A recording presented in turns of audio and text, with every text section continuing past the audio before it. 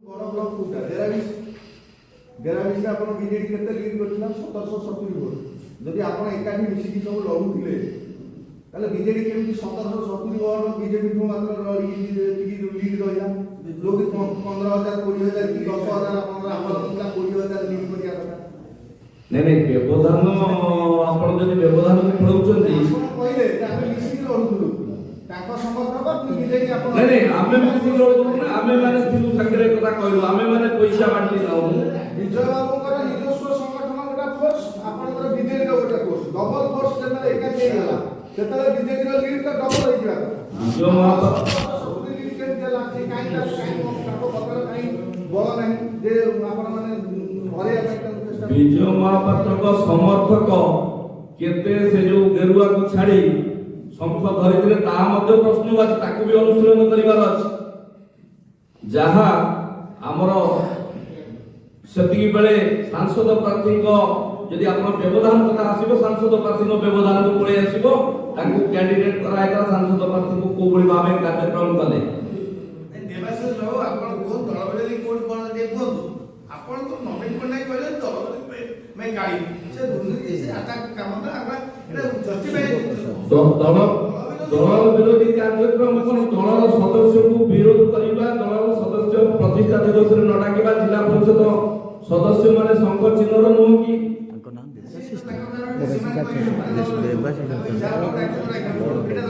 नहीं दल लोक को आगे 24 वर्ष तले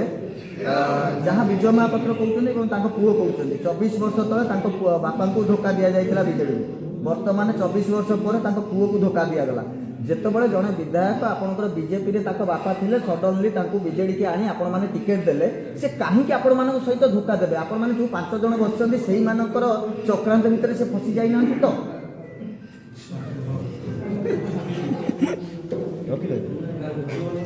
जो मैंने जो सांबादिक भाई मैंने ये प्रश्न पचार कौन से दुर्नीति कले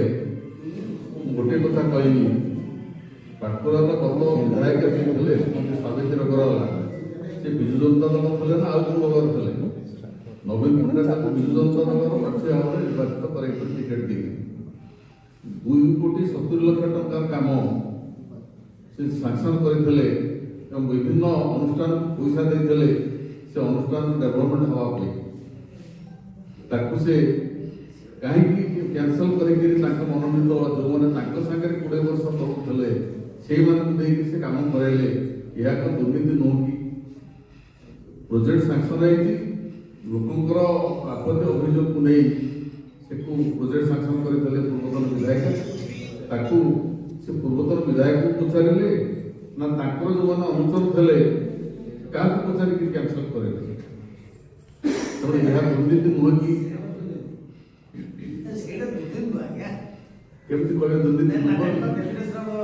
आज्ञा दुर्नीति ना अवहेला ये दीटा शब्द भर कौटा आप जो 5 जन बर्तमान प्लेसमेंट कर प्रति किसी अवहेला करा कि माने विजय महापात्र को तरफ किसी एलिगेशन आपण सीएम को सॉरी आपण माने देइछन आपण कोन टिकिट देइछन नवीन पटनायक को माने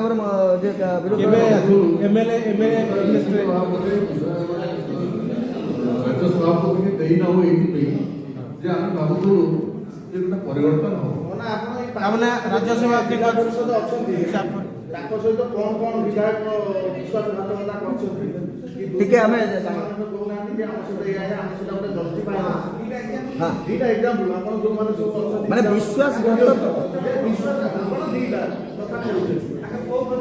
आज्ञा दुईटी कथा कहतु अवहेला ना दुर्नीति आम दुईटी जिन जानवा चाहूँ अवहेला ना दुर्नीति सामाजिक भाई अभिनंदन नमस्कार माननीय विजु जनता दल राज्य सभापति तथा पूर्वतन मुख्यमंत्री नवीन पटनायक महोदय जी निष्पत्ति जहाँ नियंती दल हित नियंती एवं निष्पत्ति राज्य सारा समस्ते विजु जनता दल कर्मी हिसाब से आम से ग्रहण करूँ गत 15/1/2026 जो पाटकुरा ନିର୍ବାଚନ ମଣ୍ଡଳୀର ବିଧାୟକ ଶ୍ରୀଯୁକ୍ତ ଅରବିନ୍ଦ ମହାପାତ୍ରଙ୍କୁ ଯେଉଁ ନିଲମ୍ବିତ କରାଗଲା ଏଥିରେ କିଛି ଆଶ୍ଚର୍ଯ୍ୟ ହେବାର ନାହିଁ। କାରଣ ଆପଣ ଚିନ୍ତା କରନ୍ତୁ,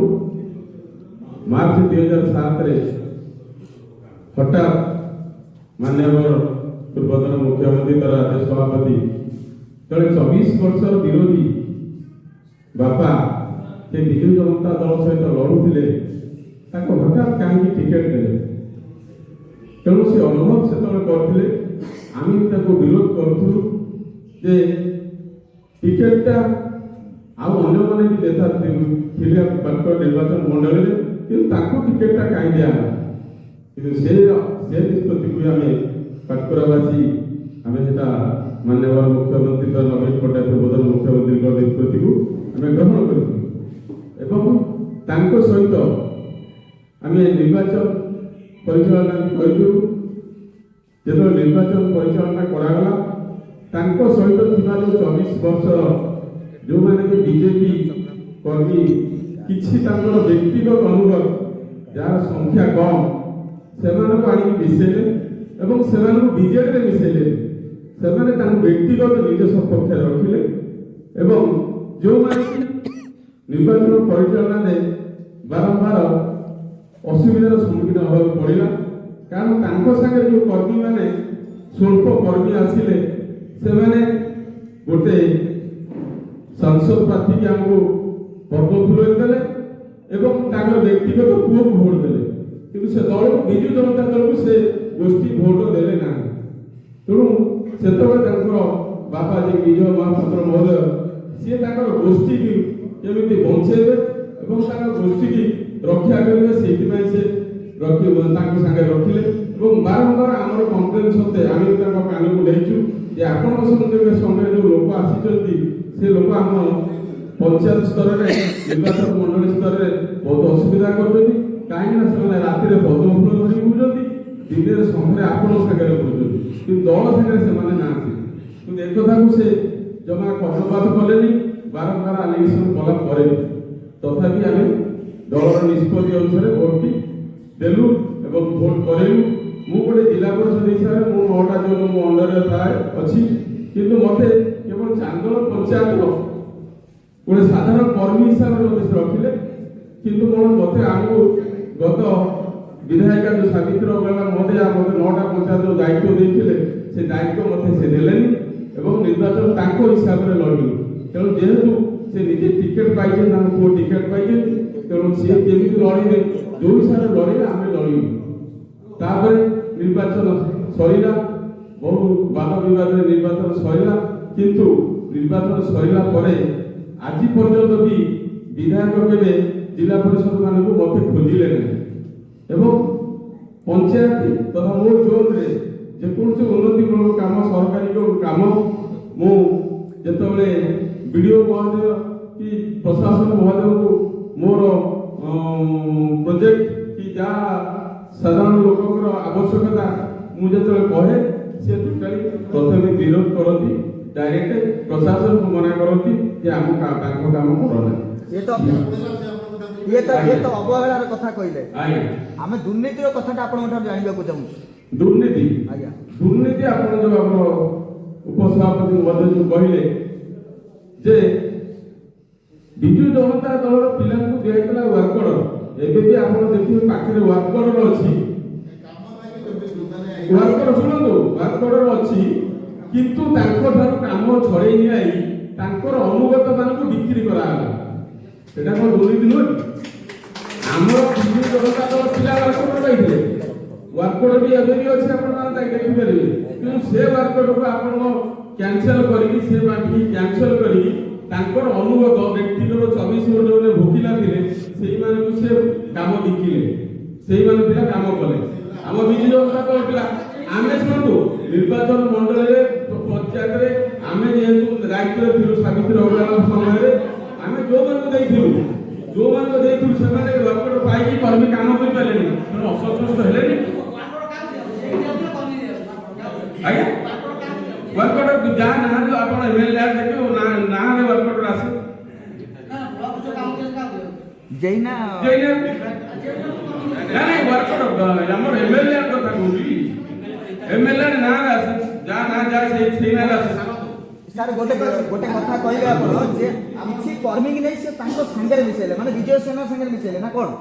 ଆପଣ କହିବେ? ଆମ କର୍ମୀ କି ନୁହଁ, ତାଙ୍କ ସାଙ୍ଗରେ ଯୋଉ ସ୍ୱଳ୍ପ କର୍ମୀ କିଛି ଥିଲେ ବିଜେପିର, ସେଇମାନଙ୍କୁ ସେ ଗୁରୁତ୍ୱ ଦେଲେ ଏବଂ ସେମାନେ ପଞ୍ଚାୟତରେ ତାଙ୍କ ସହିତ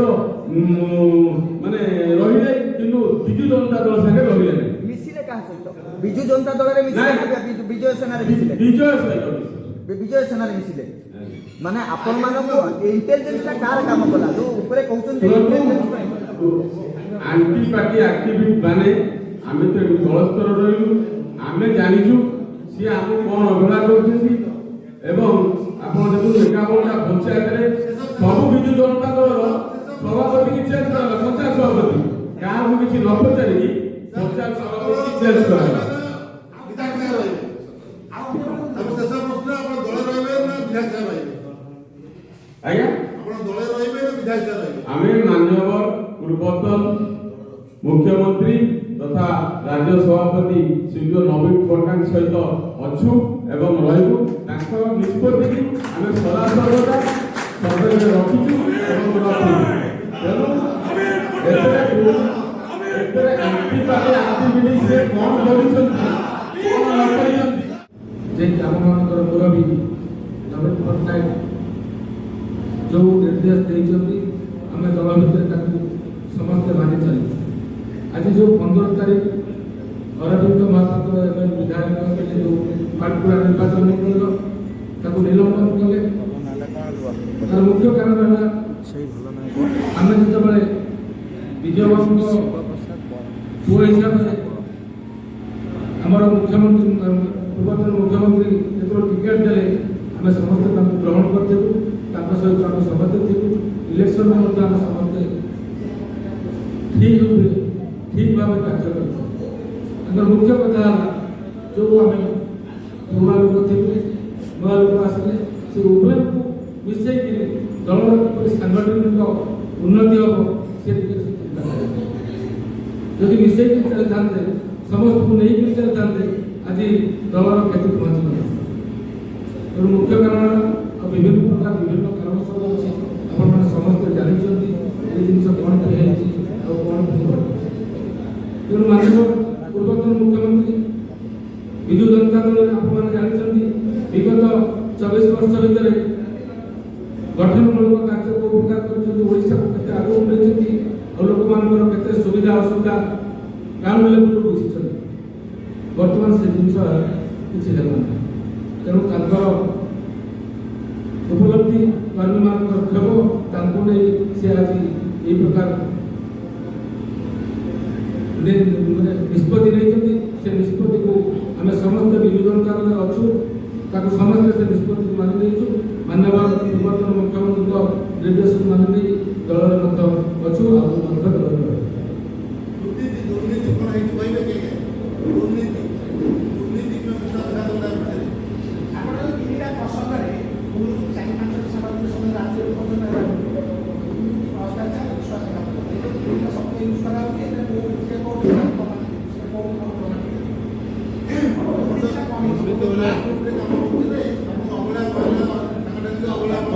ଖାଇଗଲେ ଭ୍ରଷ୍ଟାଚାର କୋଉଠି ନାରୀ କେଳାଙ୍କରୀ କଲେ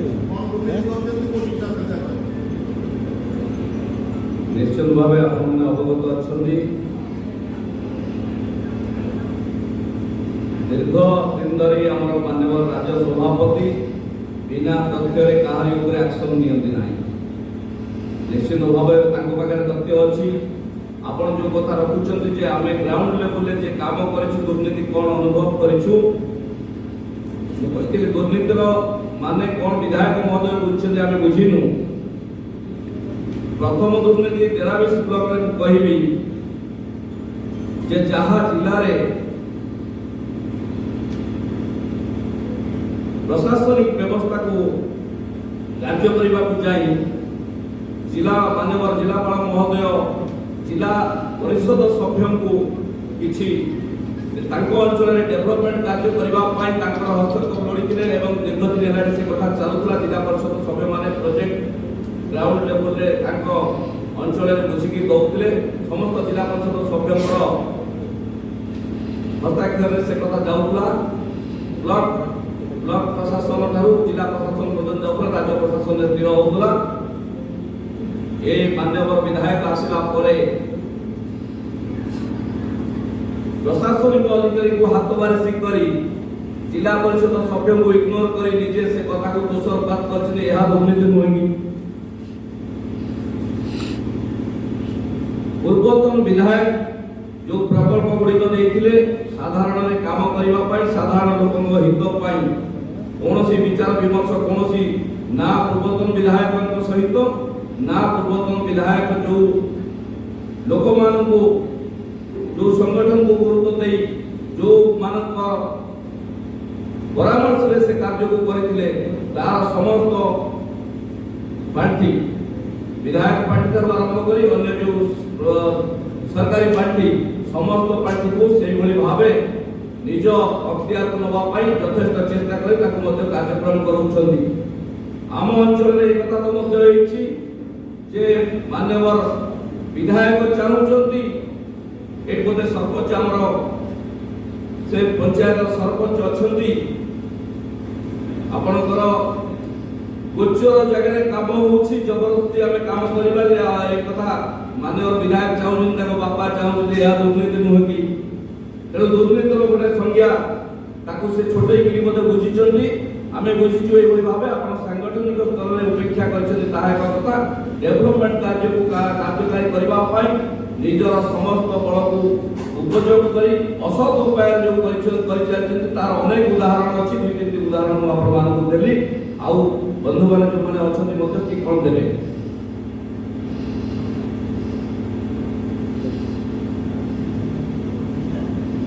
ଦୁର୍ନୀତିର ସେନ୍ସ ହଉଛି ଆର୍ଥିକ ଅନିୟମିତତା, ଆର୍ଥିକ ଅର୍ଥ ହେଲ୍ପଲେସ୍। ଏଇଟା ଆପଣ କହିଲେ ଯେ ଉନ୍ନୟନମୂଳକ କାମ ମୁଁ ଏମିତି ହେଇକି ମୁଁ ମୋର ନିଜେ ନିଜେ ମନ ଇଚ୍ଛା ମାଗିବି, ଏଇଟା କରପସନ ହଉଛି ଫଲ୍ସ ବିଲ୍ କରିବା। 5 ଲକ୍ଷ ଟଙ୍କା ଏଠି ନାଁ କରାହେଇଛି, ଏଇଟା ହଉଛି କରପସନ। ଆପଣ ଏଇଟା କହିଲେ ଯେ ଆମକୁ ଉପେକ୍ଷା କଲେ, ତାମାନେ ଆପଣ କହୁଥିଲେ ଠିକ୍ ଠାକ୍ ଉପେକ୍ଷା ନାଇଁ, ଆପଣ ଯୋଉ କଥା ମୋ କଥାକୁ ଭୁଲ ବୁଝିଲେ। ଆର୍ଥିକ ଅନିୟମିତତା କଥା ଆପଣ ବଦଳିଲେ, ଦୁର୍ନୀତି ତାର କରପସନ ଏକ ପାର୍ଟ। ଯେ ମୋର ପଦକୁ ମୁଁ ଯଦି ଭୁଲ ବ୍ୟବହାର କରି ଅପବ୍ୟବହାର କରି କୌଣସି କଥାକୁ ଅନ୍ୟ କାହା କଥାକୁ ମାଡ଼ି ବସି କଲି, ଏହା ଏକ କରପସନ। ତେଣୁ ଆର୍ଥିକ ଅନିୟମିତତା କଥା ଯୋଉ କହୁଛନ୍ତି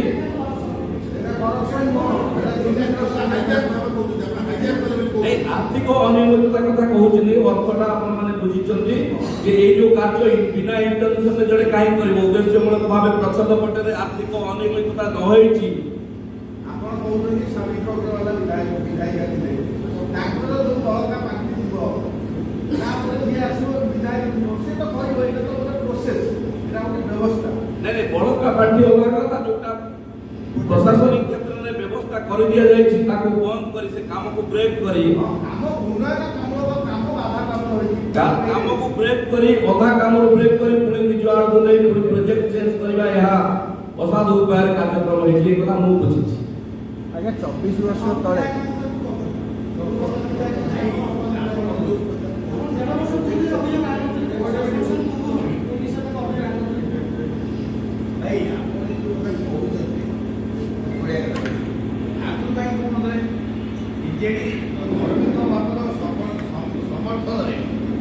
ଦିଟା ପ୍ରେସ୍ କନଫରେନ୍ସ ହେଇ ସାରିଲା ପରେ ଏ କଥାକୁ ଆପଣ କାଉଣ୍ଟର କରୁଛନ୍ତି। ବଢ଼ିଆ ବଢ଼ିଆ ବଢ଼ିଆ।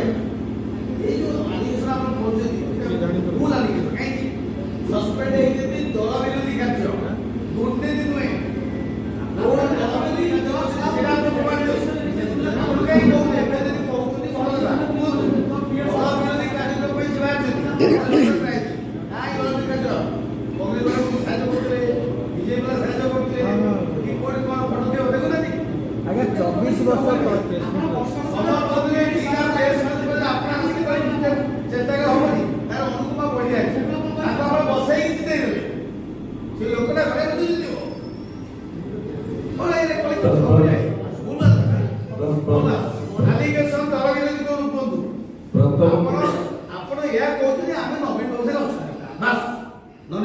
ପ୍ରଥମ କଥା ହେଲା ଆପଣ 2-3ଟି ପ୍ରଶ୍ନ ପଚାରିଛନ୍ତି। ପ୍ରଥମ କଥା ହେଲା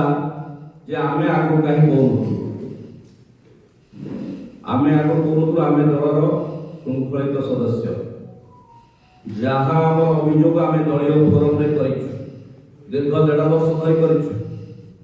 ସମସ୍ତେ ମଧ୍ୟ ଦଳୀୟ ଫୋରମରେ ସେ କଥା ଆଲୋଚନା ରଖିଛନ୍ତି। ସାଂଗଠନିକ ସ୍ତରକୁ ଅବହେଳା ହଉ କି ଯାହା ଅସତ୍ୟ ଉପାୟରେ କାର୍ଯ୍ୟକ୍ରମ ହେଉଛି ତାକୁ ଆମେ ଦଳୀୟ ଫୋରମରେ ଶୃଙ୍ଖଳିତ ଭାବେ କରିଛୁ। ଯେତେବେଳେ ଆମର ସୁପ୍ରିମୋ ଏ ନିଷ୍ପତ୍ତି ନେଲେ, ଆପଣ ଯୋଉ କଥା କହୁଛନ୍ତି ଆମେ ନିଶ୍ଚିତ ଭାବେ ସ୍ୱାଗତ କରୁଛୁ। ସମସ୍ତେ এই কথাକୁ ସ୍ୱାଗତ କରିଛୁ। ତୃଣମୂଳ ସ୍ତରରେ ଗୋଟେ ସାଧାରଣ କର୍ମୀଟେ ମଧ୍ୟ ସ୍ୱାଗତ କରିଛି। ବାକି ଆପଣ ଯୋଉ କହିଲେ ଅନୁକମ୍ପା କିଏ ପାଇଲା କ'ଣ ଜିତିଯିବ ତାର ସମୟ କହିବ। ଅନୁକମ୍ପା 2ଟି ପ୍ରେସ୍ କନଫରେନ୍ସ କରି କି 5ଟା ପ୍ରେସ୍ କନଫରେନ୍ସ କରି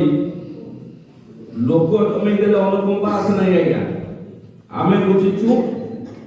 ଯେ ଲୋକ ଜମେଇବାକୁ କାଉଣ୍ଟର କରିଥିଲେ, କମ୍ପିଟିସନ କରିଥିଲେ, ଆମେ ମଧ୍ୟ ଲୋକ ଜମେଇ ଦେବୁ। ଆମେ ଲୋକ କ'ଣ ଆଣିଛୁ? ଲୋକ এই ସକାଶେ ଆଣିନୁ। ମାନ୍ୟବର ସୁପ୍ରିମୋ ଆମ ରାଜ୍ୟ ସଭାପତି 18 ମାସ ତଳେ ସମ୍ପୂର୍ଣ୍ଣ 90,000 91,000 ପାଖାପାଖି ଭୋଟ ଅରବିନ୍ଦ ମହାପାତ୍ର ପାଟକୁରା ନିର୍ବାଚନ ମଣ୍ଡଳରୁ ପାଇଥିଲେ। ବାପା କିଛି ତାଙ୍କ ସାଙ୍ଗରେ ଆଣିଥିଲେ ବନ୍ଧୁ ବୋଲି ସେ କହୁଛନ୍ତି। ଯାହା ଯଦି ଆମେ ସେ କଥାକୁ ଧରିବା 10-15,000 କଥା ଯିବ। ମାନ୍ୟବର ରାଜ୍ୟ ସଭାପତି ପାଟକୁରା ନିର୍ବାଚନ ମଣ୍ଡଳର ବିଜୁ ଜନତା ଦଳର ସୈନିକ 70-75,000 ତାଙ୍କ ହାତରେ ଟେକି ଦେଇଥିଲେ। ସେ 70,000-75,000 ଠାରୁ ଅଧିକ କ'ଣ ଅନୁକମ୍ପା ସେ ଆଜି ଉଠେଇ ଦେବେ ନିଲମ୍ବନ ହେଲା ପରେ? ପଇସା ବାଣ୍ଟୁଥିଲେ ଆପଣମାନେ ହରିବା ପାଇଁ, ଯେତିକି ଆଶା କରୁଥିଲେ ସେତିକି ଆଶାରୁ କମ୍ ହେଲା। ନାଇଁ, ଆମେ ଯଦି ପଇସା ବାଣ୍ଟିଥିଲୁ ତାଙ୍କ ଏଗନେଷ୍ଟରେ, ତାହେଲେ ସେତିକି ବେଳେ ସେ ଆମକୁ ଲାଷ୍ଟ ପର୍ଯ୍ୟନ୍ତ ରଖିନାହାନ୍ତି କେହି ହାରିବା ପାଇଁ। ସେଠି ଦଳ କୁଆଡ଼େ ଯାଉ, ହାରିବା ପାଇଁ କୌଣସି ବ୍ୟକ୍ତି ପଇସା ବାଣ୍ଟୁଥିବା ଲୋକଙ୍କୁ ଏକ ସାଙ୍ଗରେ ରଖିଥିବ। ଆମେ ଯିଏ ବସିଛୁ, ଆମେମାନେ ଯଦି ପଇସା ବାଣ୍ଟିଥାନ୍ତୁ ବା ତାଙ୍କ ବିରୁଦ୍ଧରେ କାର୍ଯ୍ୟ ପ୍ରଭୁ ବଳଦେବ ଜୀଉ ଆପଣଙ୍କୁ କୃପା କରନ୍ତୁ, ସମସ୍ତଙ୍କୁ ଭଲରେ ରଖନ୍ତୁ। ଆଜି କାର୍ଯ୍ୟକ୍ରମ ଆପଣମାନେ ଅବଗତ ଅଛନ୍ତି। ମାନ୍ୟବର ସୁପ୍ରିମୋ ବିଜୁ ଜନତା ଦଳର ସଭାପତି, ପୂର୍ବତନ ମୁଖ୍ୟମନ୍ତ୍ରୀ, ଓଡ଼ିଶାକୁ ଏବଂ ଓଡ଼ିଆଙ୍କୁ ଆନ୍ତର୍ଜାତିକ କ୍ଷେତ୍ରରେ ନିଜର ପ୍ରତିନିଧିତ୍ୱରେ ଗର୍ବିତ କରାଇଥିବା जननायक श्रीयुक्त नवीन पट्टनायक ये जो निष्पत्ति गत 15 तारीख दिन सब अनुभव कर मान्यवर राज्य सभापति विजु जनता दल एवं ओडिशा सब उन्नयनमूलक कार्य सांगठनिक कथा चिंता कर सब उचित पदक्षेप नहीं जी विजु जनता दल संगठन को हानि करने को चाहिए विजु जनता दल को तार परिवार को उठाघात करने को चाहिए निश्चित भाव से दल जो डिसिप्लिन एक्शन अच्छी नहीं से कथा 15 तारीख दिन घटी मान्यवर सुप्रीमो राज्य सभापति श्रीयुक्त नवीन पट्टनायक आमर पाटकुरा निर्वाचन मंडल विधायक श्रीयुक्त अरविंद महापात्र को निलंबन कर विधायक आम पाटकुरा अरविंद महापात्र को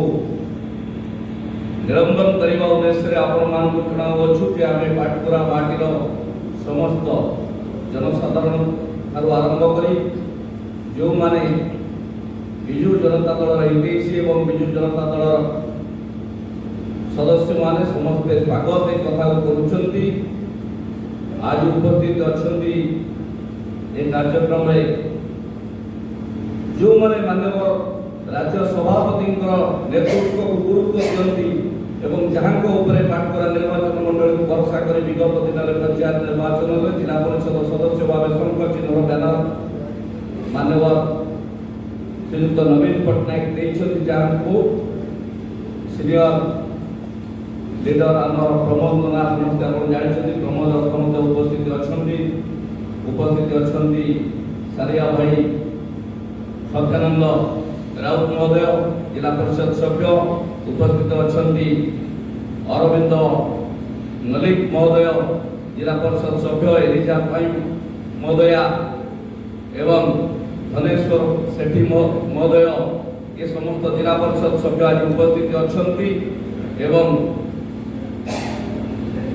विभिन्न पंचायत पाख पंचायत जो माने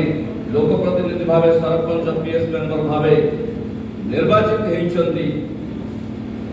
विजु जनता दल समर्थन में लोक मान आस्था भाजन कर से महोदय महोदया उपस्थित अछंती तेणु आज कार्यक्रम निर्यास होची समस्ते आम स्वागत करुछु आमर राज्य सभापति आज काली 5 थर राज्य शासन भार नहीं लोकों सेवा केते करिसंती यहा तो ओडिशार कोणे अनुकूले प्रत्येक जगह रे ता उदाहरण पलटुची एवं प्रत्येक समय काली सरकार थिले सबठार बड़ कथाटा काली प्रत्येक सरकार जेतबे थिले जो भली भावे डिसिप्लिन एक्शन दलर कोनोसी मोह न रखी दलर सदस्य मोह न रखी ओडिशार जनसाधारण हित पाई एवं प्रत्येक अंचल प्रत्येक विजु पट्टनायक आदर्श अनुप्राणित नवीन पट्टनायक नेतृत्व को भल पाउवा प्रत्येक विजु जनता दल सदस्य हित पाई जो भली भावे कार्यक्रम करिसंती आज मध्य विरोधी दल रे भूक्षेप न करी जो अंक आपण मानक मु कहि रखिया चाहे जो अंक राजनीतिर जो गणित से गणित रे आज आम विरोधी दल रे बसिथिले मध्य हमर 50-51 जन विधायक थिले मध्य विजु जनता दलर संगठन को परिवार को क्षति करी देबिनी यह होची आम नेतृत्व एक गुरुत्वपूर्ण पदक्षेप यह ही दर्शाउछि जे विजु जनता दलर संगठन को कोबळी भावे मजबूत कर रखिछन्ति कोबळी भावे भल पांती एवं सामान्य कहार भूल को बर्दाश्त करनी नहीं यह आम प्रमाणित भाव देखिछे आज यह ही निर्यास मु प्रबंधन को कहबी ए उपरे ताको कथा रखिबी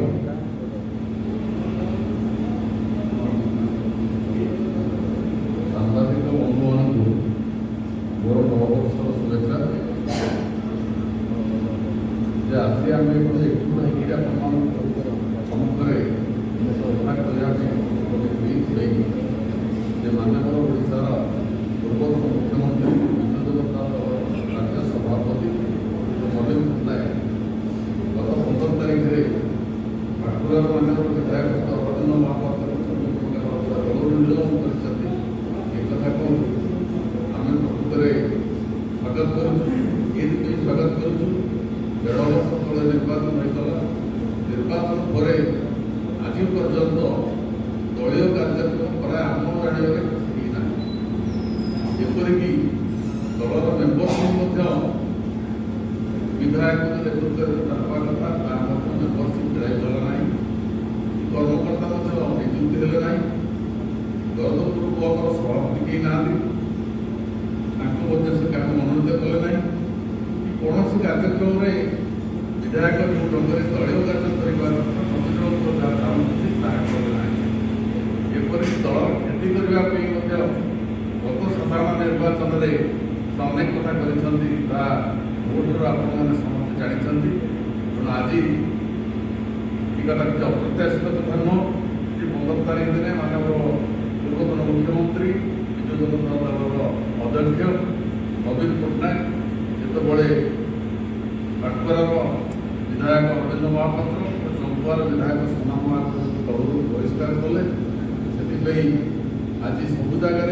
प्रतिक्रियाशील होकर समस्ते कहते जहाँ मजूरी कले अति सुंदर कथा कर तेणु ये कार्यक्रम को आम स्वागत करूँ तेणु निश्चित भाव में सांबादिक बंधु मैंने हृदयंगम करुवे ये कार्य निश्चित भाव में स्वागत योग्य कार्यक्रम समस्त धन्यवाद ये कार्यक्रम में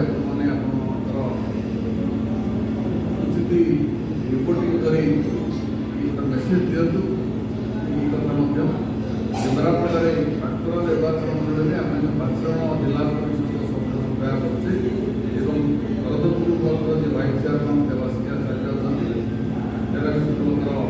ভাଇସ୍ ଚେୟାରମ୍ୟାନ୍ ଦେବାଶିଷ ଆଚାର୍ଯ୍ୟ ଅଛନ୍ତି, ସମସ୍ତେ ଆମେ ସୁରକ୍ଷିତ ଚିନ୍ତା କରୁଛୁ ଏବଂ ଆଶା ରଖୁଛୁ ଅଭିଯୋଗ ଯାହା କଲେ ଯାହା ନିର୍ଦ୍ଦେଶ ଦେବେ ତାହା ଆମେ ଅକ୍ଷରେ ପାଳନ କରିବୁ।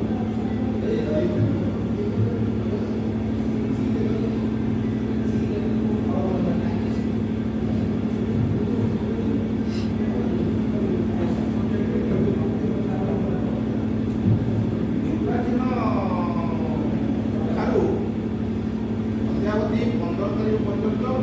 ପାଟନାର ବିଧାୟକ କ'ଣ କ'ଣ ଦଳ ପ୍ରତି ଯୁଦ୍ଧାଞ୍ଚଳ କାର୍ଯ୍ୟ କରିଛି ସେ ବାବଦରେ ଅବଗତ କରନ୍ତି।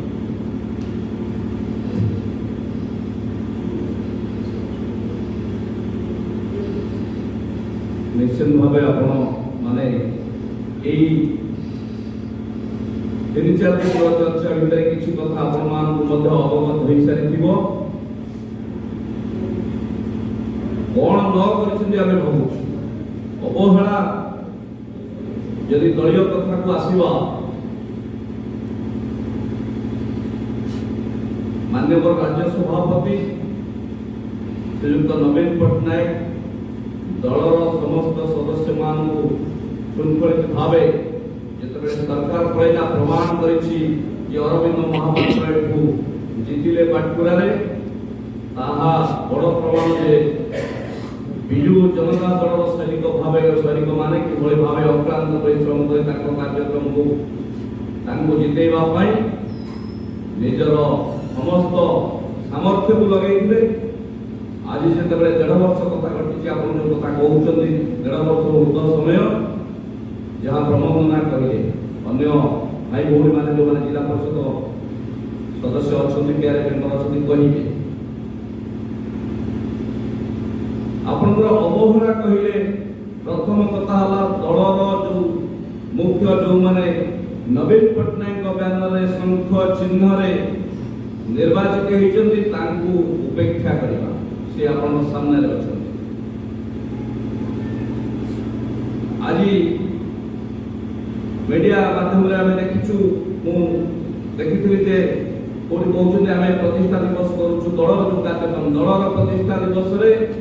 ଆପଣମାନେ ଦେଖିନଥିବେ କେହି ଜଣେ ହେଲେ ଜିଲ୍ଲା ପରିଷଦ ସଭ୍ୟ ଅଛନ୍ତି। କ'ଣ 1.5 ବର୍ଷ ଭିତରେ ହେଇଗଲା, ଜିଲ୍ଲା ପରିଷଦ ସଭ୍ୟ କାହିଁକି ଡକାଗଲେନି? ଏବଂ ଜିଲ୍ଲା ପରିଷଦ ସଭ୍ୟଙ୍କର ଆସ୍ଥା ଦଳର ପିଲାଙ୍କୁ ଦିଆଯାଇଥିଲା ୱାର୍କ ଅର୍ଡର। ଏବେ ବି ଆପଣ ଦେଖିବେ ପାଖରେ ୱାର୍କ ଅର୍ଡର ଅଛି। କାମ ଲାଗି ମାନେ ୱାର୍କ ଅର୍ଡର ଶୁଣନ୍ତୁ, ୱାର୍କ ଅର୍ଡର ଅଛି, କିନ୍ତୁ ତାଙ୍କ ଠାରୁ କାମ ଛଡେଇ ନିଆଇ ତାଙ୍କର ଅନୁଗତ ମାନଙ୍କୁ ବିକ୍ରି କରାଗଲା। ସେଟା କ'ଣ ଦୁର୍ନୀତି ନୁହେଁ କି? ଆମର ବିଜୁ ଜନତା ଦଳ ପିଲା ୱାର୍କ ଅର୍ଡର ପାଇଥିଲେ। ୱାର୍କ ଅର୍ଡର ବି ଏବେ ବି ଅଛି, ଆପଣମାନେ ତାକୁ ଦେଖିପାରିବେ। କିନ୍ତୁ ସେ ୱାର୍କ ଅର୍ଡରକୁ ଆପଣ କ୍ୟାନସଲ କରିକି, ସେ ପାର୍ଟି କ୍ୟାନସଲ କରିକି ତାଙ୍କର ଅନୁଗତ ବ୍ୟକ୍ତିଗତ 24 ବର୍ଷ ଯୋଉମାନେ ଭୋକିଲା ଥିଲେ ସେଇମାନଙ୍କୁ ସେ କାମ ବିକିଲେ, ସେଇମାନେ ପିଲା କାମ କଲେ। ଆମ ବିଜୁ ଜନତା ଦଳ ପିଲା ଆମେ ଶୁଣନ୍ତୁ, ନିର୍ବାଚନ ମଣ୍ଡଳୀରେ ପଞ୍ଚାୟତରେ ଆମେ ଯେହେତୁ ଦାୟିତ୍ୱରେ ଥିଲୁ ସାବିତ୍ରୀ ସମୟରେ ଆମେ ଯୋଉମାନଙ୍କୁ ଦେଇଥିଲୁ ସେମାନେ ୱାର୍କର ପାଇକି କର୍ମୀ କାମ କରିପାରିଲେନି, ତେଣୁ ଅସନ୍ତୁଷ୍ଟ ହେଲେନି। ୱାର୍କର କାହାକୁ ଦିଆଯାଉଛି? ଜେକି ଦିଆଯାଉଛି ନା କର୍ମୀ ଦିଆଯାଉଛି? ୱାର୍କର କାହାକୁ ଦିଆଯାଉଛି? ଆଜ୍ଞା, ୱାର୍କର କାହାକୁ ଦିଆଯାଉଛି? ୱାର୍କର ଯାହା ନାଁରେ ଆପଣ ଏମଏଲଏ ଦେଖିବେ ନାଁରେ ୱାର୍କର ଆସେ। ନା ନା, ବ୍ଲକରେ ଯୋଉ କାମ ଦିଆଯାଉଛି କାହାକୁ ଦିଆଯାଉଛି? ଜେଇନା ଆଉ ଜେଇନା କର୍ମୀ କେମିତି? ନାଇଁ ୱାର୍କର ଆମର ଏମଏଲଏ କଥା କହୁଛି। ସେ କଥା ଏମଏଲଏ ନାଁରେ ଆସେ, ଯାହା ନାଁ ଯାହା ସେଇ ନାଁରେ ଆସେ। ଗୋଟେ କଥା କହିବା କିଛି କର୍ମୀ କି ନାହିଁ, ସେ ତାଙ୍କ ସାଙ୍ଗରେ ମିଶେଇଲେ, ମାନେ ବିଜୟ ସେନା ସାଙ୍ଗରେ ମିଶେଇଲେ ନା କ'ଣ? ଆପଣ ଆମ କର୍ମୀ କି ନୁହଁ, ତାଙ୍କ ସାଙ୍ଗରେ ଯୋଉ ସ୍ୱଳ୍ପ କର୍ମୀ କିଛି ଥିଲେ ବିଜେପିର, ସେଇମାନଙ୍କୁ ସେ ଗୁରୁତ୍ୱ ଦେଲେ ଏବଂ ସେମାନେ ପଞ୍ଚାୟତରେ ତାଙ୍କ ସହିତ ମାନେ ରହିଲେ, କିନ୍ତୁ ବିଜୁ ଜନତା ଦଳ ସାଙ୍ଗରେ ରହିଲେ ବିଜୁ ଜନତା ଦଳରେ ନାଇଁ, ବିଜୟ ସେନାରେ ବିଜୟ ସହିତ ବିଜୟ ସେନାରେ ମିଶିଲେ, ମାନେ ଇଣ୍ଟେଲିଜେନ୍ସଟା କାହାର କାମ କଲା? ଶୁଣନ୍ତୁ, ଆଣ୍ଟି ପାର୍ଟି ଆକ୍ଟିଭିଷ୍ଟ ମାନେ ଆମେ ତ ଏଠି ତଳ ସ୍ତରରେ ରହିଲୁ, ଆମେ ଜାଣିଛୁ ସିଏ ଆମକୁ କ'ଣ ଅବହେଳା କରିଛନ୍ତି। ଏବଂ ଆପଣ ଦେଖନ୍ତୁ, ଏଠି ଆମର ଏଟା ପଞ୍ଚାୟତରେ ସବୁ ବିଜୁ ଜନତା ଦଳର ଆପଣ ଦଳରେ ରହିବେ ନା ବିଧାୟକ ସାର୍ ରହିବେ? ଆମେ ମାନ୍ୟବର ପୂର୍ବତନ ମୁଖ୍ୟମନ୍ତ୍ରୀ ତଥା ରାଜ୍ୟ ସଭାପତି ଶ୍ରୀଯୁକ୍ତ ନବୀନ ପଟ୍ଟନାୟକ ସହିତ ଅଛୁ ଏବଂ ରହିବୁ। ତାଙ୍କର ନିଷ୍ପତ୍ତିକି ଆମେ ସଦାସର୍ବଦା ସର୍ବଦା ରଖିଛୁ ଏବଂ ରଖିବୁ। ତେଣୁ ଏଥିରେ ଆଜିକାର ଆକ୍ଟିଭିଟି ସେ କ'ଣ କରିଛନ୍ତି କ'ଣ ନ କରିଛନ୍ତି ସିଏ ଟିକେଟ୍ ଦେଇଥିଲେ ସିଏ ଜାଣିଛନ୍ତି ସିଏ ବି ଜାଣିଛନ୍ତି।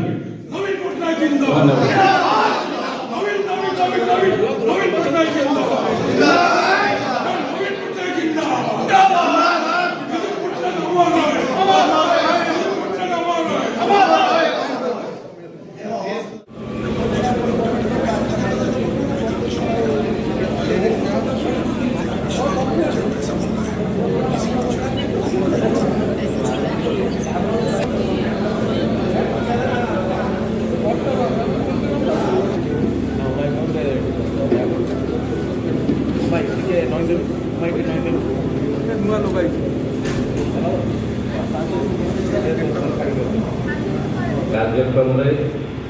ଗଣମାଧ୍ୟମର ସମସ୍ତ ପ୍ରତିନିଧିମାନଙ୍କୁ ସ୍ୱାଗତ କରିବା ସହ ଆପଣଙ୍କୁ କୃପା କରନ୍ତୁ, ସମସ୍ତଙ୍କୁ ଭଲରେ ରଖନ୍ତୁ। ଆଜି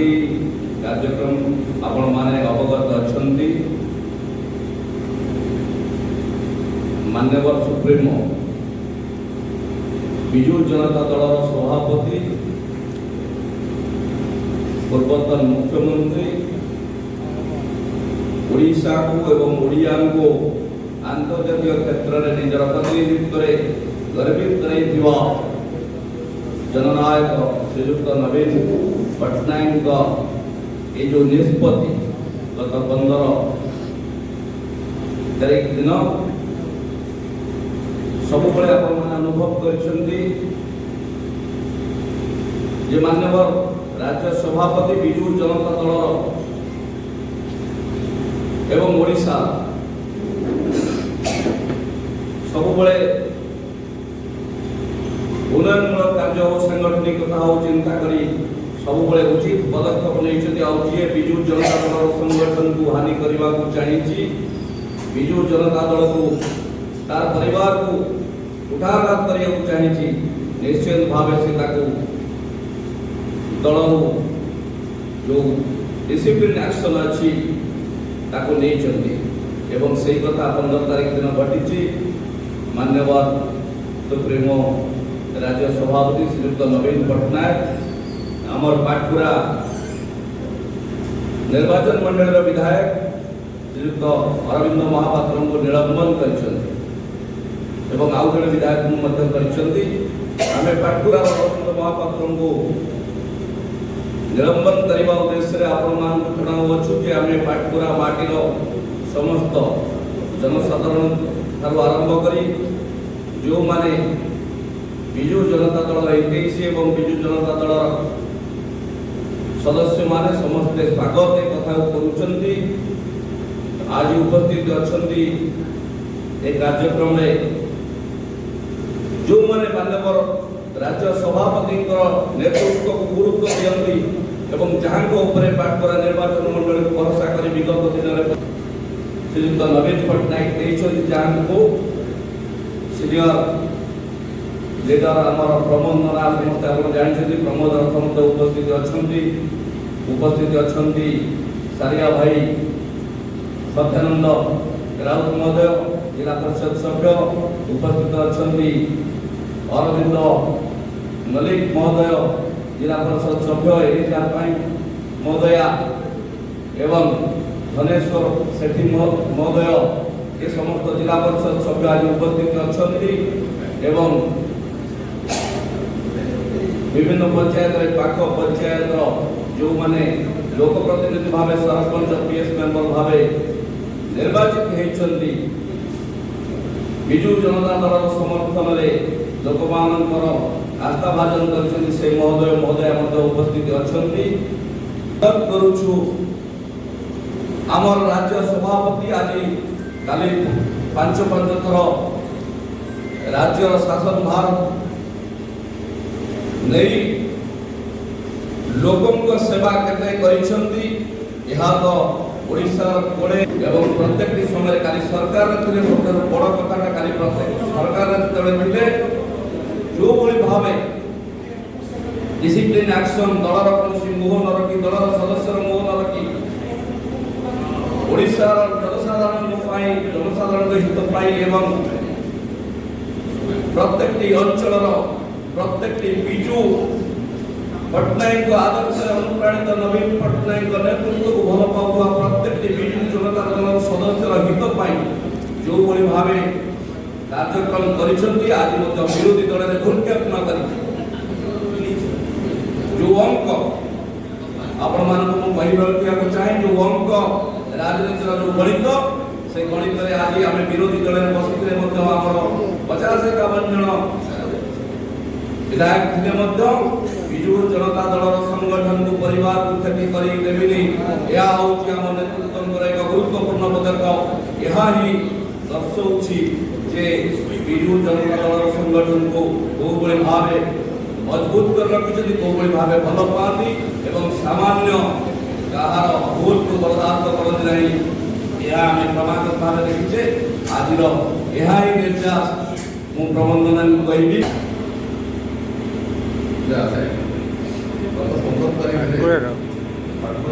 ଏବେ ହେଉଛି ଆମର ଗୌରୀ ଶଙ୍କରରେ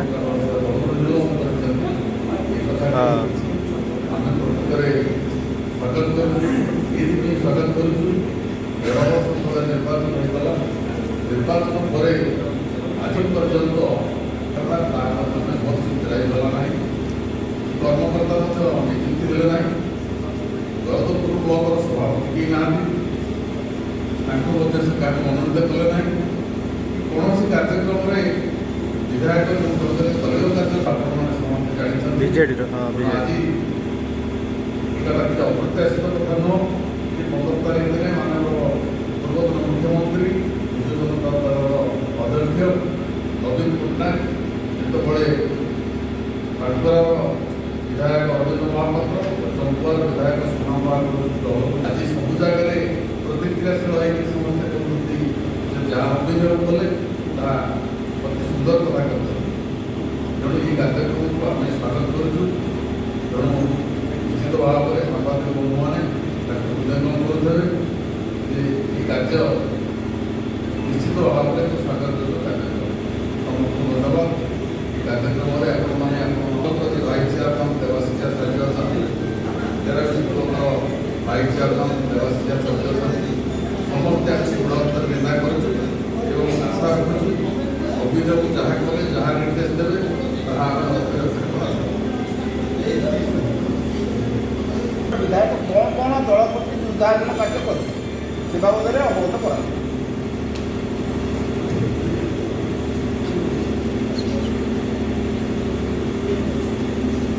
ନିଶ୍ଚିତ ଭାବେ ଆପଣ ମାନେ ଏଇ 3-4 ଦିନର ଚର୍ଚ୍ଚା ଭିତରେ କିଛି କଥା ଆପଣମାନଙ୍କୁ ମଧ୍ୟ ଅବଗତ ହୋଇସାରିଥିବ କ'ଣ ନ କରିଛନ୍ତି ଆମେ ଭାବୁଛୁ ଅବହେଳା ଯଦି ଦଳୀୟ କଥାକୁ ଆସିବା ମାନ୍ୟବର ରାଜ୍ୟ ସଭାପତି ଶ୍ରୀଯୁକ୍ତ ନବୀନ ପଟ୍ଟନାୟକ ଦଳର ସମସ୍ତ ସଦସ୍ୟମାନଙ୍କୁ ଶୃଙ୍ଖଳିତ ଭାବେ ଯେତେବେଳେ ସରକାର ପଳେଇଲା ପ୍ରମାଣ କରିଛି ଯେ ଅରବିନ୍ଦ ମହାପାତ୍ର ଏଠୁ ଜିତିଲେ ପାଟକୁରାରେ ତାହା ବଡ଼ ପ୍ରମାଣ ଯେ ବିଜୁ ଜନତା ଦଳର ସୈନିକମାନେ କିଭଳି ଭାବେ ଅକ୍ଳାନ୍ତ ପରିଶ୍ରମ କରି ତାଙ୍କ କାର୍ଯ୍ୟକ୍ରମକୁ ତାଙ୍କୁ ଜିତେଇବା ପାଇଁ ନିଜର ସମସ୍ତ ସାମର୍ଥ୍ୟକୁ ଲଗେଇଥିଲେ ଆଜି ଯେତେବେଳେ 1.5 ବର୍ଷ କଥା ଘଟିଛି ଆପଣ ଯେଉଁ କଥା କହୁଛନ୍ତି 1.5 ବର୍ଷରୁ ଉର୍ଦ୍ଧ୍ୱ ସମୟ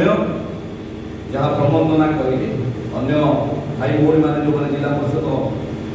ସଦସ୍ୟ ଅଛନ୍ତି ପ୍ୟାରେ ମେମ୍ବର ଅଛନ୍ତି କହିବେ ଆପଣଙ୍କର ଅବହେଳା କହିଲେ ପ୍ରଥମ କଥା ହେଲା ଦଳର ମୁଖ୍ୟ ଯେଉଁମାନେ ନବୀନ ପଟ୍ଟନାୟକଙ୍କ ବ୍ୟାନରରେ ଶଙ୍ଖ ଚିହ୍ନରେ ନିର୍ବାଚିତ ହୋଇଛନ୍ତି ତାଙ୍କୁ ଉପେକ୍ଷା କରିବା ସେ ଆପଣଙ୍କ ସାମ୍ନାରେ ଅଛନ୍ତି ଆଜି ମିଡିଆ ମାଧ୍ୟମରେ ଆମେ ଦେଖିଛୁ ମୁଁ ଦେଖିଥିଲି ଯେ କୋଉଠି କହୁଛନ୍ତି ଆମେ ପ୍ରତିଷ୍ଠା ଦିବସ କରୁଛୁ ଦଳର ଯେଉଁ କାର୍ଯ୍ୟକ୍ରମ ଦଳର ପ୍ରତିଷ୍ଠା ଦିବସରେ ଆପଣମାନେ ଦେଖି ବିଧାୟକ ହରାଇ ଦେଲେ ତେଣୁ ଆପଣମାନଙ୍କର ପ୍ରବନ୍ଧନା କହିଲେ ମେମ୍ବର ଡ୍ରାଇଭଠାରୁ ଆରମ୍ଭ କରି ଯେଉଁ ଦଳୀୟ ସାଂଗଠନିକ ପ୍ରକ୍ରିୟା ଅଛି ସାଂଗଠନିକ ପ୍ରକ୍ରିୟାରେ ଯେଉଁ ସଂଗଠନର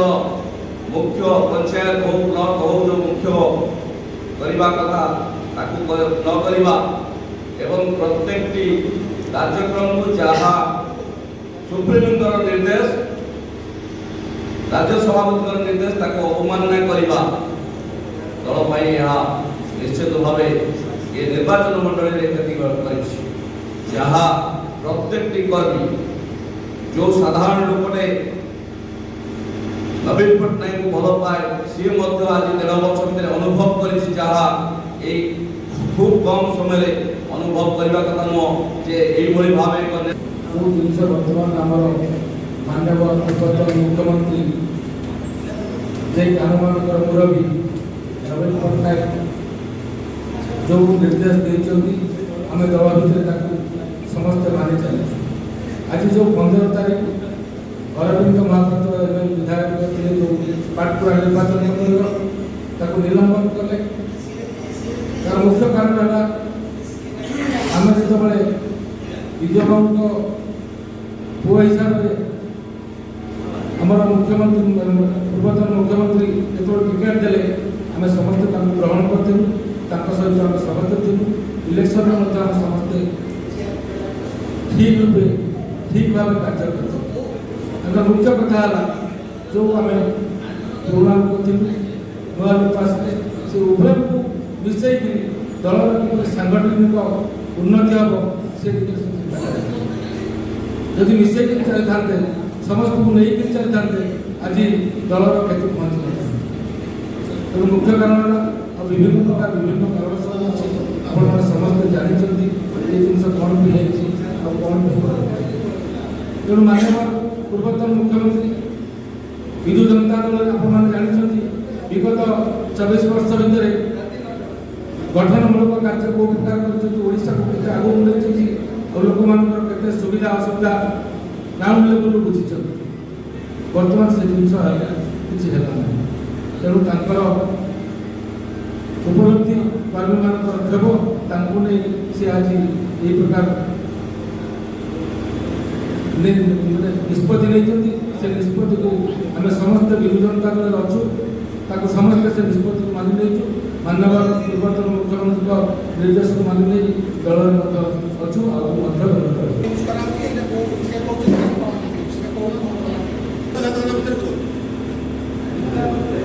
दुर्नीति विश्वास करते निश्चित भाव अवगत अच्छा दीर्घ दिन धरी मानव राज्य सभापति बिना तथ्य कहानी एक्शन नियंती ना निश्चित भाव पाखे तथ्य अच्छी आपण जो कथा कर दुर्नीतिर माने कौन विधायक महोदय बुझे आम बुझीनु प्रथम दुर्नीति 13 ब्लॉक में कहबी जे जहाँ जिले में प्रशासनिक व्यवस्था को कार्य करने को जाई जिला मानव जिलापाल महोदय जिला परिषद सभ्य को किसी अंचल डेभलपमेंट कार्य करने हस्तक्षेप लोड़ी एवं दीर्घ दिन है से कथा चलुला जिला परिषद सभ्य मैंने प्रोजेक्ट ग्राउंड लेवल अंचल बुझिकी दौले समस्त जिला परिषद सभ्य हस्ताक्षर से कथा जाऊला ब्लॉक प्रशासन स्थिर होगा ये मान्यवर विधायक आसला प्रशासनिक अधिकारी को हाथ बार निजे से कथा को दोषारोप करछले यह दुर्नीति नुहे कि पूर्वतन विधायक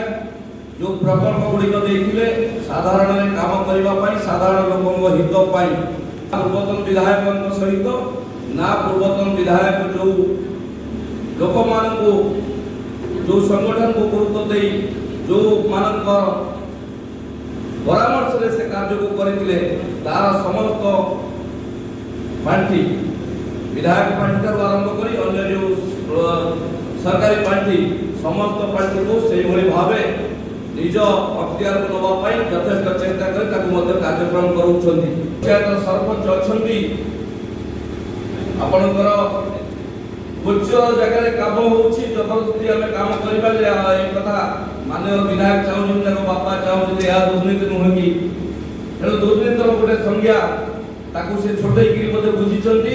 आमे बुझिछु एभली भाबे आपण सांगठनिक स्तर रे उपेक्षा करछथि ताहा एक कथा डेवलपमेंट कार्य को कार्यकारी करबा पाई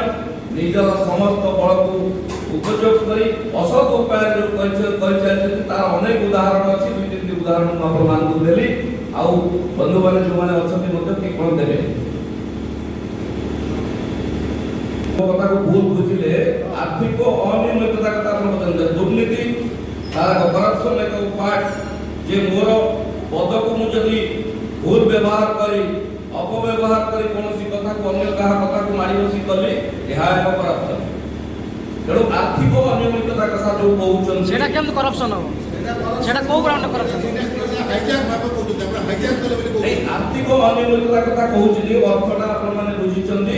जे ए जो कार्य बिना इंटेंशन रे जणे काहे करबो उद्देश्यमूलक भाबे प्रच्छद पटने आर्थिक अनियमितता न होईछि ଆପଣ କହୁଛନ୍ତି ସାବିତ୍ରୀ ଅଗ୍ରୱାଲ ବିଧାୟିକା ଥିଲେ ତ ତାଙ୍କର ଯୋଉ ବଳକା ପାଣ୍ଠି ଥିବ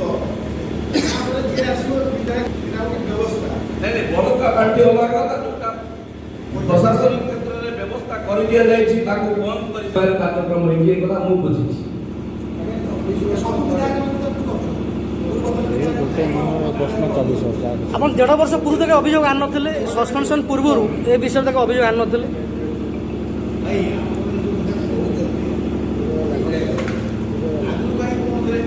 ବ୍ଲକ ବିଜେଡି ସଭାପତି ପଦ ଛାଡ଼ିଲେ ସେ କଥା ଆପଣ କହିଲେ କାଇଁ ଅଳ୍ପ କାର୍ଯ୍ୟ କଂଗ୍ରେସ ସାହାଯ୍ୟ କରୁଥିଲେ ବିଜେପି ବାଲା ସାହାଯ୍ୟ କରୁଥିଲେ କି କୋଉଠି କଣ ଫଟୋ ଦିଅ ଦେଖୁନାହାନ୍ତି ବେଶୀ ତ ହବନି ଭାଇ ଆପଣ ବର୍ଷକ ତଳେ ବ୍ଲକ ବିଜେଡି ସଭା ଦାୟିତ୍ୱ ଛାଡ଼ିଥିଲେ ତାର କାରଣ ବି କହିଲେ ନା ଆପଣ ଚେଷ୍ଟା କଲେ ହବନି ତାର ଅନୁକୂଳ ବଢିଯାଏ ସେତେବେଳେ ଆପଣ କହିପାରିଥାନ୍ତେ ବସେଇକି ଜିତେଇ ଦେବେ ସେ ଲୋକଟା ଘରେ ବସେ ଜିତିବ आमे आगो पूर्व आमे दलर शृंखलित सदस्य जहाँ आम अभियोग आम दलीय फोरम रे करिछु दीर्घ 1.5 वर्ष धरी करिछु समस्ते मध्य दलीय फोरम रे से कथा आलोचना रखिछंती सांगठनिक स्तर को अवहेला हो कि जहाँ असाधु उपाय कार्यक्रम होची ताको आम दलीय फोरम रे शृंखलित भाबे करिछु जेतेबेले आम सुप्रीमो निष्पत्ति लेले आपण जो कथा कहते आम निश्चित भावे स्वागत करूछु समस्त एक कथा को स्वागत करिछु तृणमूल स्तर रे गोटे साधारण कर्मीटे मध्य स्वागत करिछि बाकी आपण जो कहिले अनुकंपा के पाइला कोन जिति जो ता समय कहबो अनुकंपा दुईटी प्रेस कॉन्फ्रेंस करी कि पांचटा प्रेस कॉन्फ्रेंस करी लोक समय देले अनुकंपा नहीं आज्ञा आमे बुझिछु जे लोक जमे को काउंटर करथले कंपटीशन करथले आमे मध्य लोक जमे आमे लोक कोन आनिछु लोक एई सकाशे आनिनु माननीय सुप्रीमो आम राज्य सभापति 18 मास तले संपूर्ण 90,000 टका 91,000 टका पाखी भोट अरविंद महापात्र पाटकुरा निर्वाचन मंडल पाइले बापा किछि तांको संगरे आनिथिले बंधु बोली से कहउछथि जा जदि आमे से कथा को धरिबा 10-15,000 कथा जीवो माननीय राज्य सभापति पाटकुरा निर्वाचन मंडल बिजू जनता दलर सैनिक 70-75,000 तांको हाथ रे टेकी देइथिले से 70,000-75,000 तार अधिक कोन अनुकंपा से आज जुटेई देबे निलंबन होला परे सिवा कहले पैसा बांटुଥିଲେ ଆପଣ ମାନେ ହରିया ପାଇଁ ଯେତିକି ଆଶା କରୁଥିଲେ ସେତିକି ଆଶାର କମ ହେଲା नहीं आमे जदि पैसा बांटी थिलु तांको एग्नेस्ट रे ताले सेती बेले से हमको लास्ट पर्यंत रखि माने के हारिया पई सेठी दल कोले जाऊ हारिया पई कोनोसी व्यक्ति पैसा बांटला मु एक संगे दल देतो आमे जे बसिछु आमे माने जदि पैसा बांटी थांतु बा तांको विरुद्ध कार्य करथानु से प्रत्येक समय रे आपण माने मते अवगत अछंती बा अनुसरण करे इतिहास को प्रत्येक समय रे हम खोजी राति अदरे मध्ये आमे केवल भाबे कार्यक्रम होबे एक कथा रे थिलु आमे ତାହେଲେ ଏତେ ବଡ଼ କଥା ଆପଣ ପାଟକୁରା ନିର୍ବାଚନ ମଣ୍ଡଳୀର ସବୁଠୁ ବଡ଼ ବ୍ଲକ କୋଉଟା ଡେରାବିଶରେ ଆପଣ ବିଜେଡି କେତେ ଲିଡ୍ କରିଥିଲା 1770 ଭୋଟ ଯଦି ଆପଣ ଏକାଠି ମିଶିକି ସବୁ ଲଢୁଥିଲେ ତାହେଲେ ବିଜେଡି କେମିତି 1770 ଭୋଟ ବିଜେପି ଠୁ ମାତ୍ର ଲଢିକି ଯେତିକି ଲିଡ୍ ରହିଲା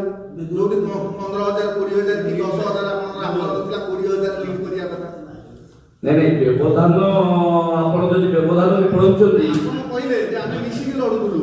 ତାଙ୍କ ସମର୍ଥକ ପୁଣି ବିଜେଡି ଆପଣ नहीं आमे मिसिक लढुथु ना ଆମେ ମାନେ ଥିଲୁ ସାଙ୍ଗରେ କଥା କହିବୁ ଆମେ ମାନେ ପଇସା ବାଣ୍ଟି ନାଉ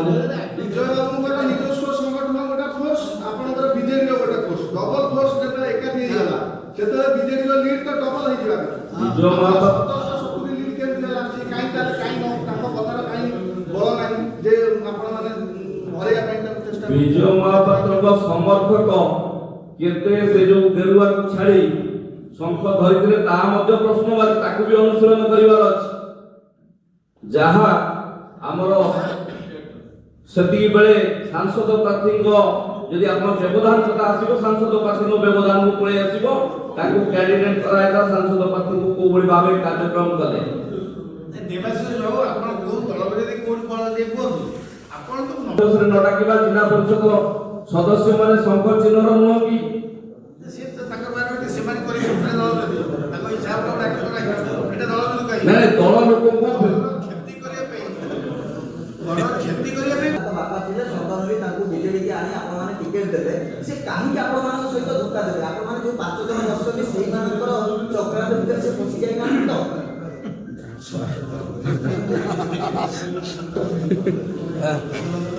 ଯୋଉମାନେ ଯୋଉ ସାମ୍ବାଦିକ ଭାଇମାନେ ଏ ପ୍ରଶ୍ନ ପଚାରୁଛନ୍ତି ଯେ କଣ ସେ ଦୁର୍ନୀତି କଲେ ରାଜନୀତିର କରାଗଲା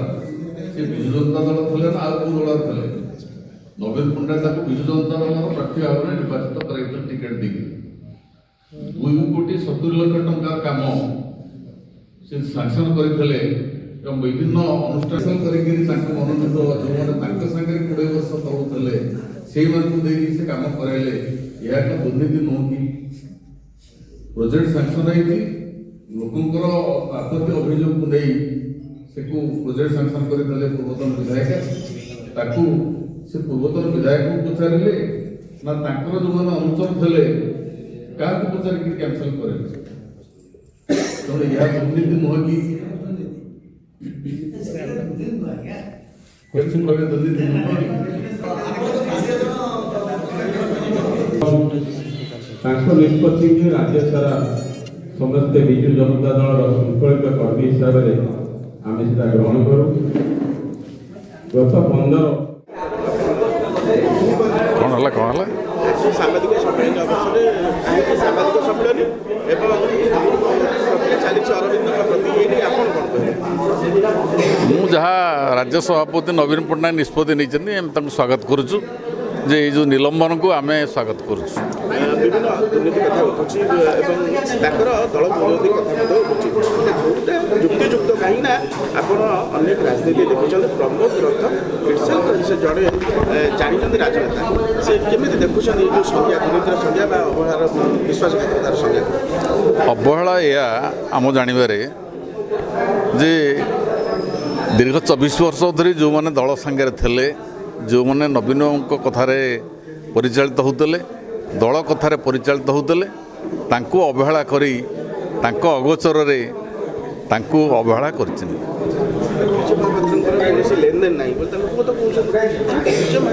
ବିଜୟ ମହାପାତ୍ର କଥା ତ ମୁଁ କହୁନାହିଁ ବିଜୟ ମହାପାତ୍ର କଥା ଏ କଥାକୁ ଇଏ ସାମ୍ବାଦିକ ସମ୍ମିଳନୀର ଜିସ୍ ହେଉଛି ଯେ ମାନ୍ୟବର ବିଜୁ ଜନତା ଦଳ ସଭାପତି ଯେଉଁ ନିଲମ୍ବନ ଆଦେଶ କରିଛନ୍ତି ଅରବିନ୍ଦ ମହାପାତ୍ରଙ୍କ ପ୍ରତି ଆମେ ତାକୁ ପୂର୍ଣ୍ଣ ପ୍ରାଣରେ ସମର୍ଥନ କରୁଛୁ ସେ କଥା ନବୀନଙ୍କୁ ପଚାରିଲେ ସେ କହିବେ ଯେହେତୁ ସିଏ ତାଙ୍କର ଚିଠିରେ କରିଛନ୍ତି ନିଲମ୍ବନ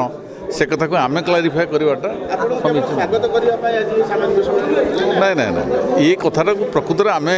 ଗ୍ରହଣ କରୁଛୁ ଯେଉଁ ପ୍ରକାର ନିଲମ୍ବନ କରାହେଇଛି ଏ ନିଲମ୍ବନକୁ ଆମେ ସମର୍ଥନ କରୁଛୁ ସେ କଥାକୁ ମୁଁ ମୁହଁରେ କହିବାଟା ଉଚିତ ମନେ କରୁନି ସେ କଥାକୁ ମୁଁ କହିବିନି ଏଇଟା ଯେଉଁଟା ହେଇଛି ଠିକ୍ ହେଇନାହିଁ ବୁଝିଲେ କି ନା ଆପଣଙ୍କ କଥା ଆପଣ ଜଣେ ଜିଲ୍ଲା ପରିଷଦ ସେଇ ବିଧାନସଭା ନିର୍ବାଚନ ମଣ୍ଡଳୀର ସେ କଥାକୁ ମୁଁ କହୁଥିଲି ମୋ କଥା ପ୍ରସଙ୍ଗରେ ଯେ 1.5 ବର୍ଷ ଭିତରେ ଦଳର ସାଂଗଠନିକ କାର୍ଯ୍ୟ କିଛି ହେଲା ନାହିଁ ଇଭେନ୍ ମେମ୍ବରସିପ୍ ଡ୍ରାଇଭ୍ ବି କଲେ ନାହିଁ ଆପଣଙ୍କ ଯୋଜନାରେ କିଛି ନାହିଁ ଆପଣଙ୍କୁ ପଚରାଯାଇଛି କିଛି ପଚରା ହେଇନି ତ ଆପଣଙ୍କ ଇଣ୍ଟେଲିଜେନ୍ସ କାମ କଲା କିଛି ଇଣ୍ଟେଲିଜେନ୍ସ କାମ କଲା ମାନେ କ'ଣ ଆପଣ ଗୋଇନ୍ଦା ବିଭାଗ ଯେଉଁ କହୁଛନ୍ତି ଗୋଇନ୍ଦା ବିଭାଗ ତଥ୍ୟ ଆପଣ କିଛି ତଥ୍ୟ ଦେଇଥିଲେ କି ସେଇ ତଥ୍ୟ ଉପରେ ନିଲମ୍ବନ କରାଗଲା? ନାଇଁ ନାଇଁ ନାଇଁ ନିଲମ୍ବନ କରିବା ଉଦ୍ଦେଶ୍ୟରେ ଆମର ଉନ୍ନତ କଥା ଯେହେତୁ ରାଜ୍ୟ ସଭାପତି ନିଲମ୍ବନ କଲେ ତାଙ୍କ ପାଖରେ କିଛି ସଠିକ୍ କଥା ପହଞ୍ଚିଥିବ ଯେଉଁଥିପାଇଁ ସେ ନିଲମ୍ବନ କଲେ। କିନ୍ତୁ ଆପଣ ଅବହେଳା ହେଇଛନ୍ତି। ଅବହେଳା ତ ବହୁତ ଲୋକ ହେଇଛନ୍ତି। ଏବୁଡୁକା ସାର୍ ବର୍ଷକ ତଳେ ଆପଣମାନେ ନିଜ ପଦବୀରୁ ଇସ୍ତଫା ଦେଇଥିଲେ କାହିଁକି ଦଳୀୟ ପଦବୀ ଥିଲା ଆପଣ ସଭାପତି ଥିଲେ ରାଜ୍ୟ ସଭାପତି ଥିଲେ ଅନ୍ୟମାନେ ମଧ୍ୟ ଥିଲେ ସେମାନଙ୍କ ପଦବୀ ଇସ୍ତଫା କାହିଁକି ସେତେବେଳେ କୋଉଭଳି ମାନସିକ ନିର୍ଯାତନାର ଆପଣ ଶିକାର ହେଇଥିଲେ କି ସେତେବେଳେ? ନିଶ୍ଚିତ ଭାବେ ଦଳର କାର୍ଯ୍ୟକ୍ରମ କରି ସମସ୍ତ ଶୃଙ୍ଖଳାର ସହ କାର୍ଯ୍ୟ କରି ଦୀର୍ଘ ଦିନ ଧରି ସଭାପତି ରହି ନିର୍ବାଚନ ଯେତେବେଳେ ସରୁଛି 2 ମାସ ଭିତରେ 2 ମାସ 2.5 ମାସ ଭିତରେ ମୁଁ ମୋ ପଦବୀରୁ ସଭାପତି ବ୍ଲକ ସଭାପତି ପଦରୁ ଇସ୍ତଫା ଦେଇଥିଲି। ମୁଁ ମାନ୍ୟବର ଶ୍ରୀଯୁକ୍ତ ନବୀନ ପଟ୍ଟନାୟକ ଆମ ଦଳର ରାଜ୍ୟ ସଭାପତି ତାଙ୍କୁ ପଠାଇଥିଲି। ଯେଉଁ ନେତୃତ୍ୱ ଆମକୁ ଦେଇଥିଲେ ପାଟକୁରାର ଭଲମନ୍ଦ ବୁଝିବା ପାଇଁ ସେ ଭଲମନ୍ଦ ବୁଝିବା ମୁଁ ଅନୁଭବ ଏଇ କଥା କଲି ତାଙ୍କ ସାଙ୍ଗରେ ଯେତେବେଳେ ନିର୍ବାଚନ ଲଢ଼ିଥିଲି ବହୁତ କ୍ଲୋଜ୍ର ସହ ନିର୍ବାଚନ ଲଢ଼ିଥିଲି ଏବଂ କ୍ଲୋଜ୍ ସହ ଆଲୋଚନା କରିଥିଲେ। ସେ ଯାହା ଯାହା କଥା ଦେଇଥିଲେ ନିର୍ବାଚନ ସମୟରେ ଯେ ଆମେ ଇମିଡ଼ିଏଟ୍ ଆସିଲେ ଆଗରୁ କୌଣସି ବିଜୁ ପରିବାରର କର୍ମୀ ଭାଇମାନଙ୍କୁ ଚିହ୍ନିନୁ ଏବଂ ପରବର୍ତ୍ତୀ ସମୟରେ ଆମେ ନିର୍ବାଚନ ସମସ୍ତଙ୍କୁ କୋଅର୍ଡ଼ିନେଟ୍ କରି ଲଢ଼ ଏବଂ ଆମେ ପରବର୍ତ୍ତୀ ସମୟରେ ସେ ଭାଇମାନଙ୍କୁ ବସେଇ କଥା ହେବା। ସେ ପ୍ରଥମରୁ ମନା କଲେ ଯେ ଆମେ କୌଣସି କଥା ସେ ଯେଉଁ କ'ଣ କମିଟିର କିଏ ସଦସ୍ୟ ସଭାପତି ୟାଙ୍କୁ ଚିହ୍ନିବୁନି କିଛି ବସିବା ଦରକାର ନାହିଁ ପରେ ସେ କଥା ଦେଖିବା। ଏହା ଅନୁଭବ କଲି ଏବଂ ଯେତେବେଳେ କୌଣସି ସଂଗଠନକୁ ଇଗ୍ନୋର କରିବାର ଜଣେ ନେତୃତ୍ୱ 2 ମାସ ଭିତରେ ମୁଁ ଅନୁଭବ କଲି ଜିତି ସାରିଲା ପରେ ମୁଁ ସେଥିରୁ ଚିନ୍ତା କଲି ରିଜାଇନ୍ ଦେଇଦେବା ପାଇଁ। ବିଭିନ୍ନ କଥା ଅଛି ଯେଉଁ କଥା ମୁଁ ତାଙ୍କର 3-4ଟି କଥା ତାଙ୍କ ସାଙ୍ଗରେ ଆଲୋଚନା କରିଛି ଏବଂ ଅନ୍ୟ ସଦସ୍ୟମାନେ ଆଲୋଚନା କରିଛନ୍ତି ଯେଉଁ କଥା ରହିଲା ନାହିଁ ଆମେ ଦେଖିଲୁ ଯେ ଏଭଳି କଥା ହେଇପାରିବ ନାହିଁ। ପରବର୍ତ୍ତୀ ସମୟରେ ଆମେ ଶୃଙ୍ଖଳିତ ସଦସ୍ୟ ବିଧାୟକ ହେଇଛନ୍ତି ତାଙ୍କ କାର୍ଯ୍ୟକ୍ରମ କରନ୍ତୁ ଆମେ ଆମ ଜାଗାରେ ୱିଡ୍ର ହେଇଯାଇଥିଲୁ କେବଳ। ନିଲମ୍ବନ ପରେ ଆମେ ଯେଉଁ କଥା କହିଲି ଶୃଙ୍ଖଳିତ ସଦସ୍ୟ ଭାବେ ରାଜ୍ୟ ସଭାପତିଙ୍କର ଯାହା ନିର୍ଦ୍ଦେଶ ଯାହା ଆମ ଦଳର ହାଇକମାଣ୍ଡ ଆମକୁ କହିବେ ଆମେ ସେଇଭଳି କାର୍ଯ୍ୟକ୍ରମ କରିବୁ। ବିଗତ ଦିନରେ କରିଛୁ ଦୀର୍ଘ ଦିନ ଧରି କରିଛୁ ଏବଂ ଏବେ ବିଧାୟକ ନିଲମ୍ବନ କଥା ସରିଲା ପରେ ମଧ୍ୟ ଯାହା ରାଜ୍ୟ ସଭାପତି କହିବେ ଆମେ ସେଇ କଥାରେ। 22 ଉପାଧ୍ୟକ୍ଷ ପଦବୀ ଆପଣ ଅନୁମୋଦନ କରିଛନ୍ତି ତେବେ ସରକାର ବଦଳିବା ଏବଂ ବିଧାୟକ ଆସିବା ଦୁଇଟା ଭିତରେ ଏପରି ବିକାଶ ଠପ୍ ହେଇଛି ଡେରାବିସି ବ୍ଲକ ବିକାଶ ତ ହେଇନାହିଁ ଆଉ ବିକାଶ ଠପ୍ ହେଇଛି ନୁହଁ ବରଂ ବିକାଶ ଯାହା ହେଉଥିଲା ତାକୁ କେତେ ବାଧା ପ୍ରାପ୍ତ କରିହେବ ତାହା ବିଧାୟକ ସବୁବେଳେ ତାଙ୍କ କାର୍ଯ୍ୟକ୍ରମରେ ଚେଷ୍ଟା କରିଛନ୍ତି। ଏ କଥା ମୁଁ ଅନୁଭବ କରିଛି। ଅନ୍ୟ ପଞ୍ଚାୟତର ସମସ୍ତ ପ୍ରତିନିଧିମାନେ ପଞ୍ଚାୟତ ପ୍ରତିନିଧି ଠାରୁ ଆରମ୍ଭ କରି ସାଂଗଠନିକ ପ୍ରତିନିଧିମାନେ ସମସ୍ତେ ଅନୁଭବ କରିଛନ୍ତି। ଛତା ମଣ୍ଡପରେ ଗୋଟେ ଇଏ କଲା ପ୍ରେସ୍ ମିଟ୍ କଲା ଏବଂ କହିଲା ଆମେ ବିଧାୟକଙ୍କ ସହିତ ଅଛୁ। ସିଏ ବିଜୁ ଜନତା ଦଳ ଅରିଜିନାଲ ଇଏ ବିଜୁ ଜନତା ଦଳ ଅରିଜିନାଲ। ବିଜୁ ଜନତା ଦଳ ଅରିଜିନାଲ ତ ଆପଣମାନେ ତାକୁ ପ୍ରକୃତରେ ଅନୁଶୀଳନ କରିକି ଆନାଲିସିସ୍ କରି ତାକୁ ବାହାର କରିବେ। ବିଜୁ ଜନତା ଦଳ କିଏ? ବିଜୁ ଜନତା ଦଳ ଯେଉଁମାନେ ପୁରୋଧା ସାଜିଥିଲେ ଛତା ମଣ୍ଡପରେ ମୁଁ ଯେତିକି ଦେଖିଛି ଯେଉଁମାନେ ବିଜୁ ଜନତା ଦଳ କହିକି ବିଜୁ ଜନତା ଦଳର ପ୍ରେସ୍ ମିଟ୍ କରିବା ପାଇଁ ସେମାନେ କେତେ ଯୋଗ୍ୟ ଯେ ପୁରୋଧା ସାଜିଥିଲେ କିଏ କେତେବେଳେ ଯେତେବେଳେ ଜନତା ଦଳ ଯେତେବେଳେ ସେଠି କ୍ୟାଣ୍ଡିଡେଟ୍ ନିରୂପଣ କରିଛି ସେ କ୍ୟାଣ୍ଡିଡେଟ୍ ବିରୁଦ୍ଧରେ ନମିନେସନ୍ କରିକି ନିଜେ କ୍ୟାଣ୍ଡିଡେଟ୍ ହେବା ସେ ଚରିତ୍ର ଭିତରେ ଅଛନ୍ତି। ଯେଉଁମାନେ ଯେତେବେଳେ ଦଳ ଏଠି ଅନ୍ୟକୁ କ୍ୟାଣ୍ଡିଡେଟ୍ ଦେଇଛି 2009ରେ ବେଦପ୍ରକାଶ ଅଗ୍ରୱାଲାଙ୍କୁ ସ୍ୱର୍ଗତ ବେଦପ୍ରକାଶ ଅଗ୍ରୱାଲାଙ୍କୁ କ୍ୟାଣ୍ଡିଡେଟ୍ କରିଛି ବିଜୟ ଦଳକୁ ଇଗ୍ନୋର କରି ବେଦୁବାବୁଙ୍କୁ କାହିଁକି ଦିଆହେଲା କରି କ୍ୟାଣ୍ଡିଡେଟ୍ ଦଳ ଆନୁଗତ୍ୟକୁ ଭାଙ୍ଗି ଦଳର ଡିସିପ୍ଲିନ୍କୁ ଭାଙ୍ଗି ବିଜୟ ମହାପାତ୍ରଙ୍କ ସାଙ୍ଗରେ ରହିବା ପୂର୍ବତନ ବିଧାୟକଙ୍କ ଯିଏ ଆଜି ନାହାନ୍ତି ତାଙ୍କ ସିଏ ଯେତେବେଳେ ଦଳକୁ ବେଇମାନ କରିଛନ୍ତି ତାଙ୍କ କଥାରେ ରହିବା ଏମିତି ବହୁତ କଥା ଅଛି। ଯେଉଁମାନେ ପୁରୋଧା ଶାସ୍ତ୍ରରେ ସେଇଥିରୁ ଜଣାପଡ଼ୁଛି ଇତିହାସ ତାଙ୍କର କହୁଛି ଯେ ପ୍ରକୃତରେ ସେ ବିଜୁ ଜନତା ଦଳର କି ସେ ବିଜୁ ଜନତା ଦଳର ନୁହେଁ।